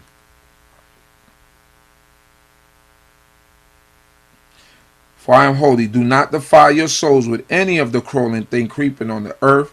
For I am Yahweh who brings you out from the land of Egypt to be your God. Be holy, for I am holy. Be holy, for I am holy. God wants us to be holy, separate, distinct. Verse 46, this is the law of the domesticated beast and bird, of all living creatures, swarming in the water, and every creature that creeps on the earth, to distinguish between the impure and the pure, between the animal that may be eaten and the animal that may not be eaten. So, to differentiate between the clean and the unclean, right?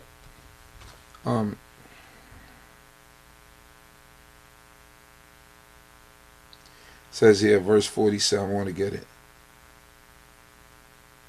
So let have deal, bang.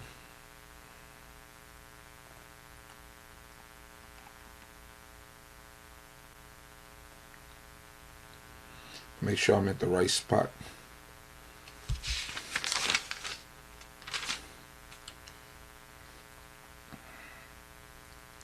Let have deal, bang. Hatame huvain atahor, right?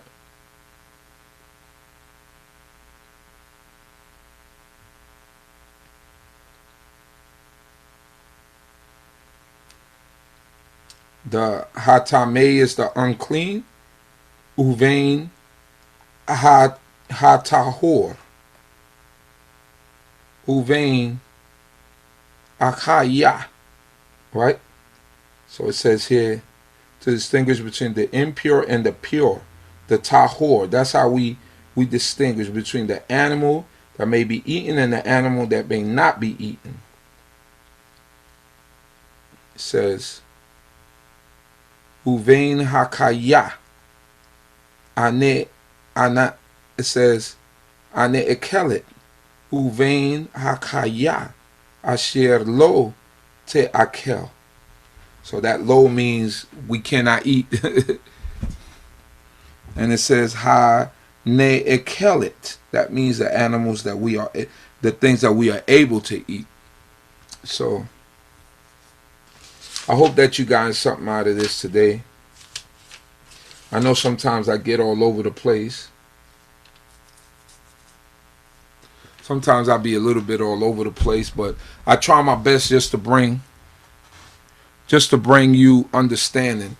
And you know what's funny? Most of the things that we cannot eat, the doctor tells you not to eat them.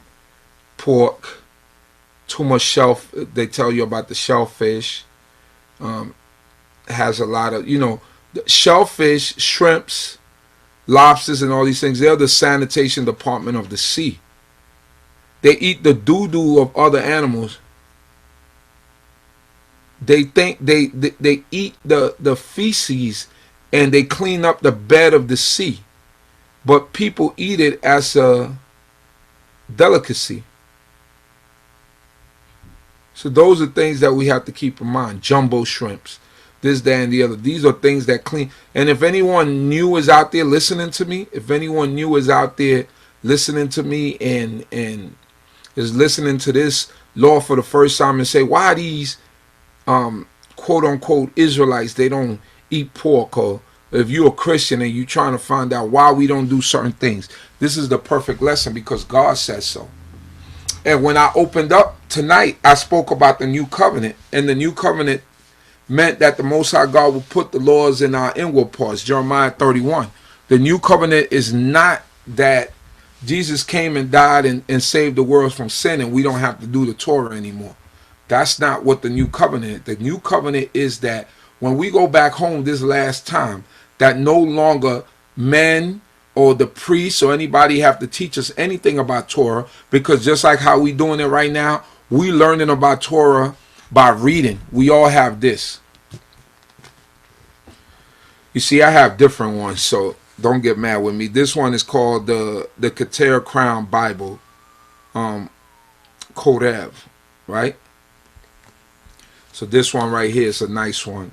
Small print, but what I like about this one is it gives you the name of the books in Hebrew, as you can see here.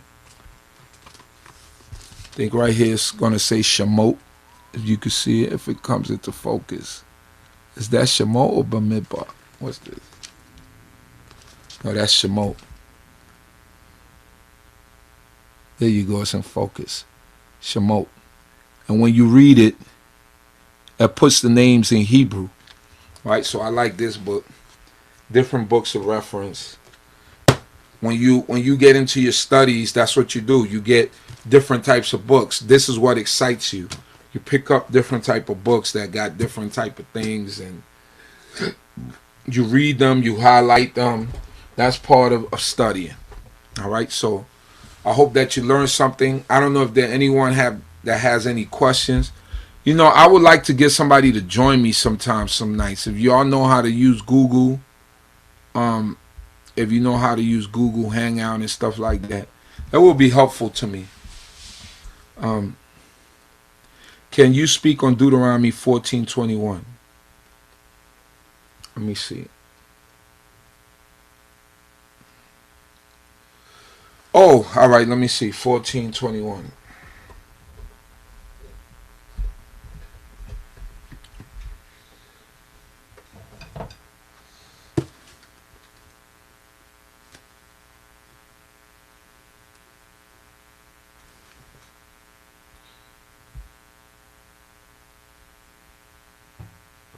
All right.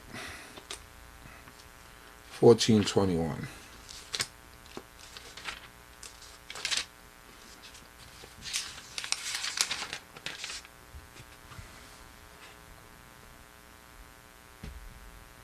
It says here,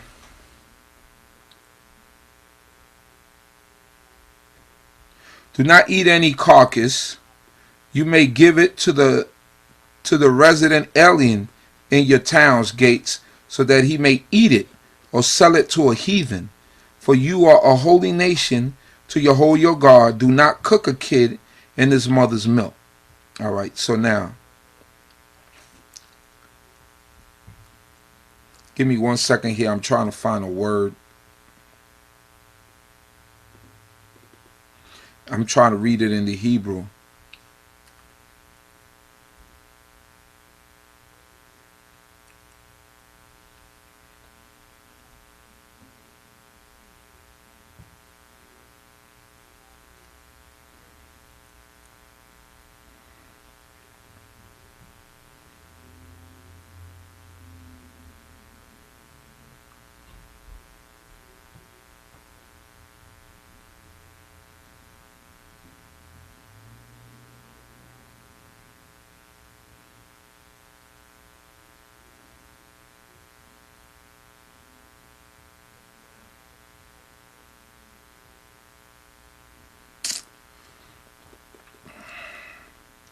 All right, verse 21 in Hebrew. Lo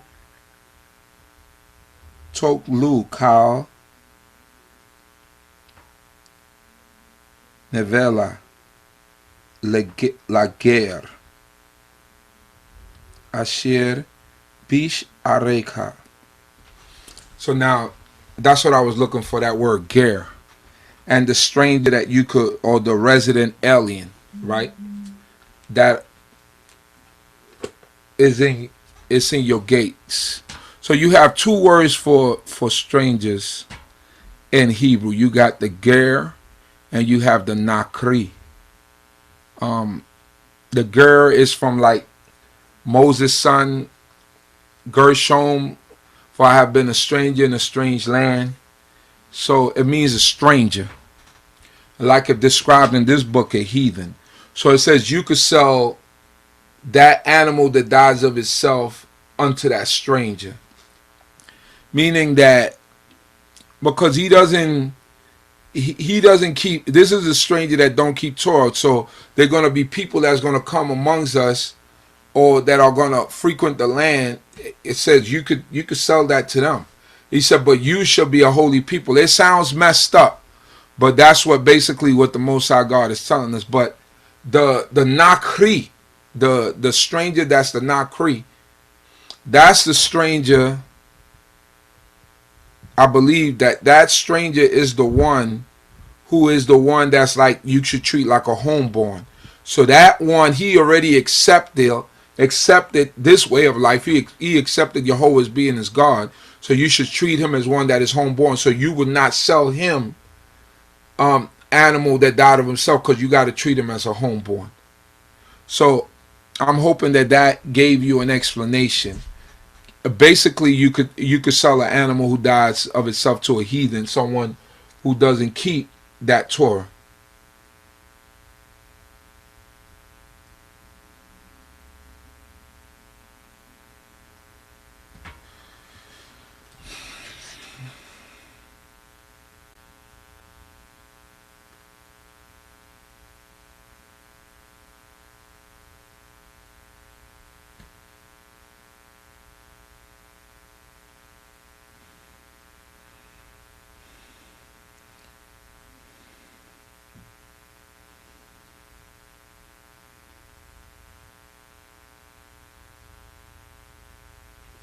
So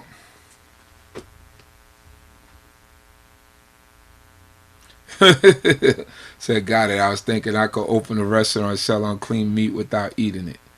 And it's talking about those people, but not. But if you do that, you're gonna have your people, children of Israel, who might not know themselves, but they're still the children of Israel.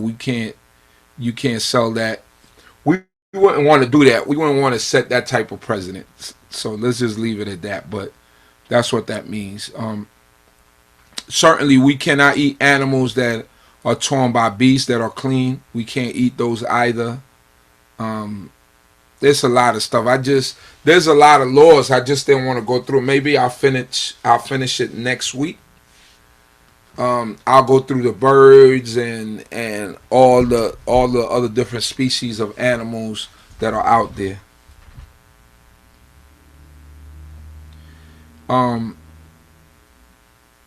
So those are things that we keep in mind. So hopefully you got some out of it. If there are no more questions,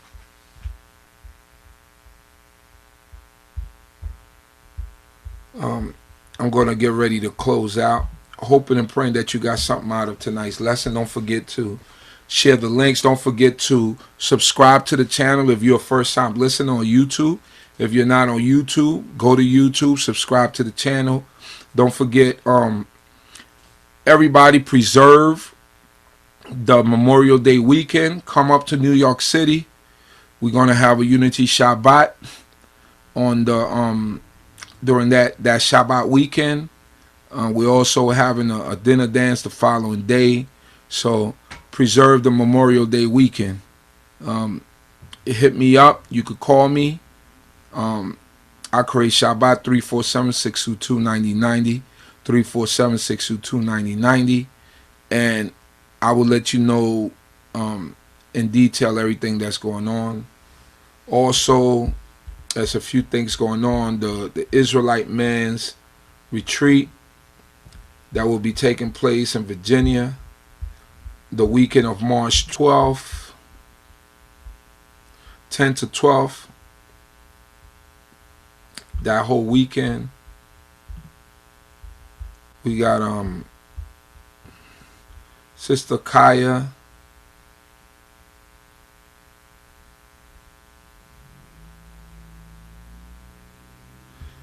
Says on the last day of the Phenomenal Israelite Women Conference, the second performance of the stage play Deuteronomy 28, The God We Forget, is happening.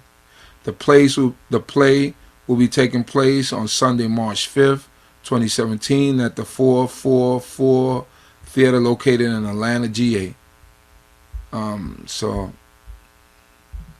it's a couple of things here.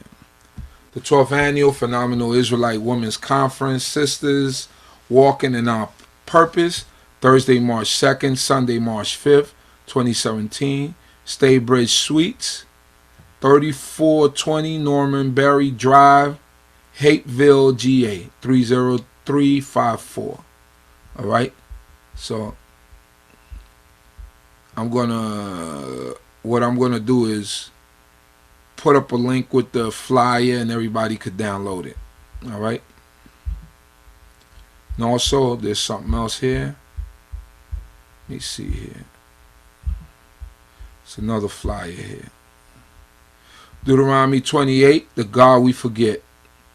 The stage play, The True History of the Black Man and Woman in America. Featuring King Malachi, King David, Janelle Ari, Sunday, March 5th at 2 p.m. the 444 Theater, 444 Highland Avenue, Atlanta, GA. So they're going to do a play on Deuteronomy 28. So there you go. So don't forget. Also on February 5th, we'll be doing another lecture. No, February 20th, we'll be doing another lecture at Tova Lounge. Myself, we'll be there with my brother Zion Lex and some other invited guests. Also, February 19th, BINAH is having the Night of Elegance. So you can see D. Mac for that. I don't know if she's still on, but Night of Elegance. So that's for everyone out there. So once again, thanking everybody for joining us tonight. I'm tired. I'm exhausted, but I'm here to serve y'all. Torah YAH for my life, the life of all of you. May Yahuwah. All right, let's see here.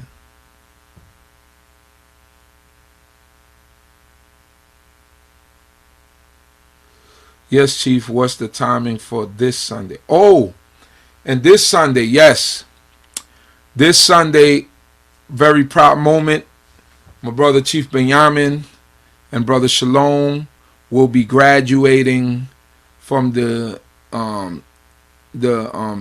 Israelite Rabbinic School. The first time in New York City in 16 years that there will be a graduating class. This will be at 730 Willoughby Avenue and Marcus Garvey in Brooklyn, New York. It will begin at 1 p.m. 1 p.m. Be there or be square. All right? 1 p.m.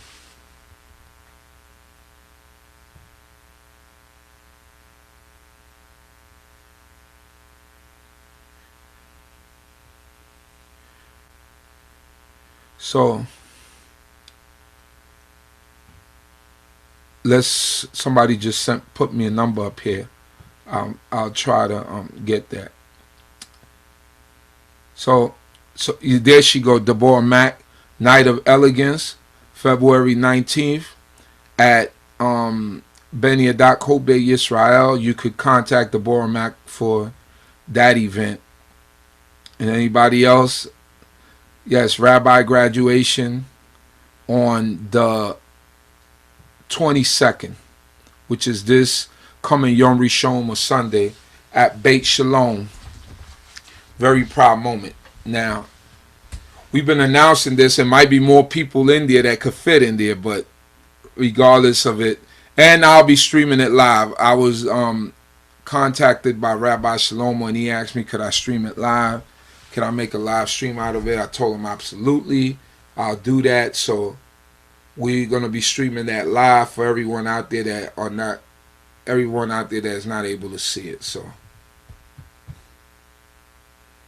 yes, I thought Temple University was this month, but whenever Brother Zion Lex go down there, I'm coming down with him. So you just got to give us the date. We don't know what the date is. When you give us the date, we'll be there. All right. So Torah about to everybody. Hope that you all been enlightened. Hope that the Most High God be with you all. May the Most High God continue to bless each and every one of you. May He edify you and allow you to receive knowledge. This is not